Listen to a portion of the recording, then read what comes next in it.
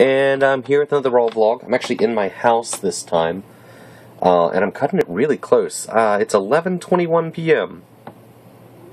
I have like 39 minutes. Come here, Simon, to get this thing recorded and uploaded. 1 second. You may notice that the image is cockeyed. That's because the phone died, which is why I didn't record it on the drive home. I was over at Jeet's house playing some Star Trek. So it's plugged in right now, which kind of, puts it at a weird angle. But, I had a question I wanted to answer today. Here we go. From Zaysapper. Not sure if you want to use this for the podcast or a vlog, but here's a question. What advice would you give to someone who's trying to get into making YouTube videos and or streaming on Twitch? Recording software, recording hardware, editing tips, and any other little things about YouTube/Twitch that would be handy for someone to prepare for. Thanks. To go into that, software-wise, I can tell what I use.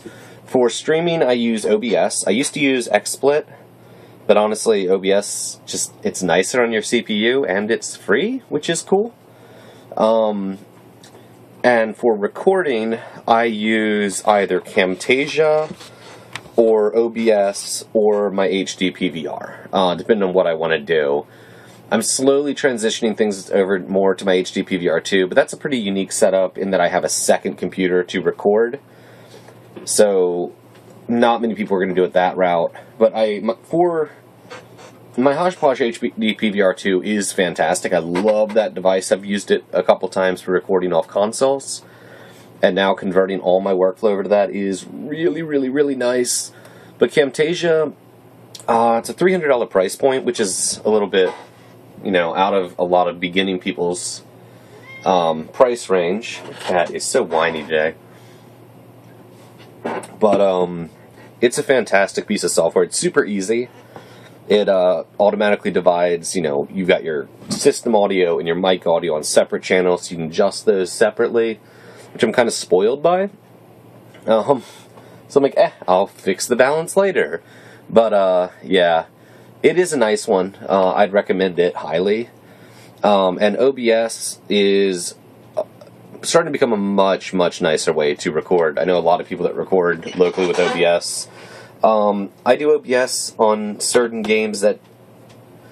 Camtasia is a screen recorder, so most games cannot be in full screen. Full screen windowed is fine, but if it's a game that will not play in windowed mode, I have to use OBS and basically game source capture.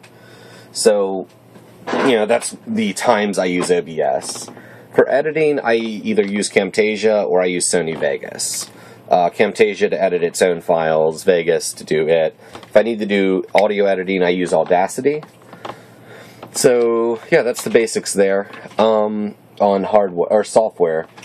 Hardware-wise, I don't know, I'm not really a hardware guy, but I guess a good rule of thumb is you want your computer to be about double as powerful as it would need to run the game. And that's not quite true. Well, for streaming, that's pretty true. But for recording, it's not. You don't need quite that much. But, that'll be sure you're running at a good rate.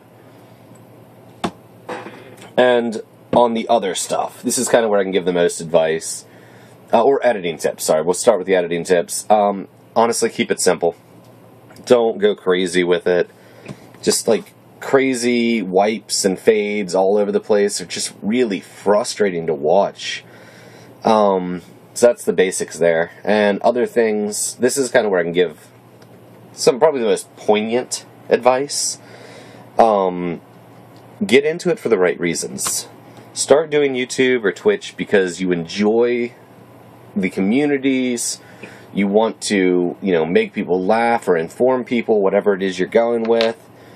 Don't get into it because you're like, man, I can make money doing this, because it's a lot of work for not much pay, and most people aren't going to make money, quite simply. So make sure you're getting into it for the right reasons. Get into it because you enjoy it. And beyond that, I've talked in the past about the importance of a schedule. I could sit down and drop, like, probably 20 episodes every, 3 or 4 days, just all at once. But for you guys, that'd be really overwhelming, and the vast majority of it just wouldn't be watched. Which is why I have schedule.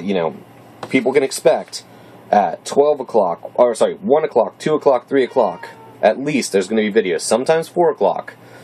So, but when you're first starting, don't worry about spreading your content out.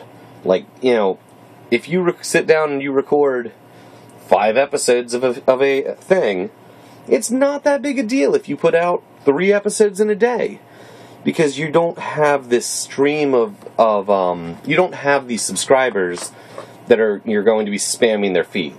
And it's a good idea to get a good chunk of content. So if someone watches one of your videos, someone searches for something and they see that you played this game, they're like, we'll give it a shot. And they watch one of your episodes. It's nice for that person to be able to be like, oh, wow, I really enjoyed that. Let's see what else they've done. And you'd have a decent little chunk of content that they can be like, oh, cool, let's watch this one. Let's watch this one. Now, if at the very beginning you're like, okay, I'm going to put out 2 videos a week, that's it. And you sit down one day and you record 8 videos. And you're like, okay, first week, 1 video, 2 video. Somebody finds your channel on your second video release is going to have 1 other video to watch. And they're going to be like, oh. And they might sub, and they might keep coming back. But a lot of people are just like, oh, okay, move on to the next person. But if you've got a wealth of content, they're like, okay, cool, I'm going to come back to this, subscribe, and they will check you out again. So just something, I wouldn't be too obsessive about scheduling until you get a decent little viewership base. Putting out a wealth of content. But consistency does become important. And the key to everything is under-promise, over-produce. Or over-deliver. So, don't tell people, if you are sitting there and you're like, okay, I could do 3 episodes a week. I could do that. And you tell your viewers, I'm going to do 3 episodes a week. If there's a week where you can't, you've just broken that promise. I mean, at that point, I'd probably say, I'm going to do 2 episodes a week. And when you put out that 3rd episode in the week, hey, bonus. But, like with my content, I'm normally putting out 4 videos a day. I promise 3. And even though I've got 4 videos a day lined up for the next week and a half, I'm not going to promise 4, because what if there's a day when I can't do that? 3, I 100% know I can do. 4, I know I can do 4 videos a day.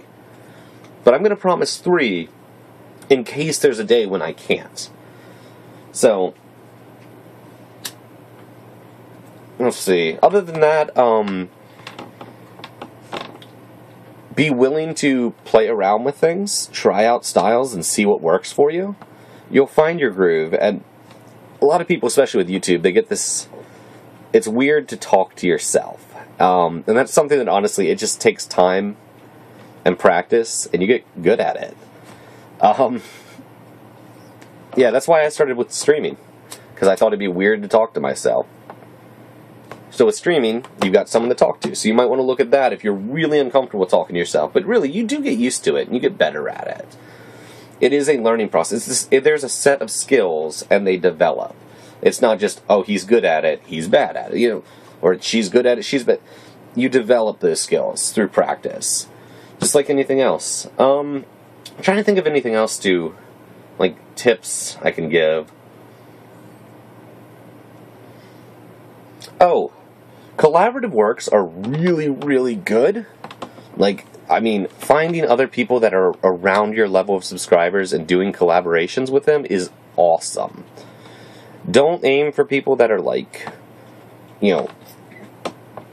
ridiculous amounts more subscribers than you. Aim for people that are about your level. And that way, your 2 communities can start commingling, and you both benefit from it. As opposed to, I don't know, hey, Brinny Beast, you want to do a video with me? And obviously there, you're the one benefiting. So, I mean, aim for people that, you have good chemistry with, you have a good back and forth, and your communities can start supporting each other. Something you might want to consider with that, instead of doing, okay, we're going to do, I'm going to jump to Minecraft. We're going to do this Minecraft map, and we're going to record both sides of it.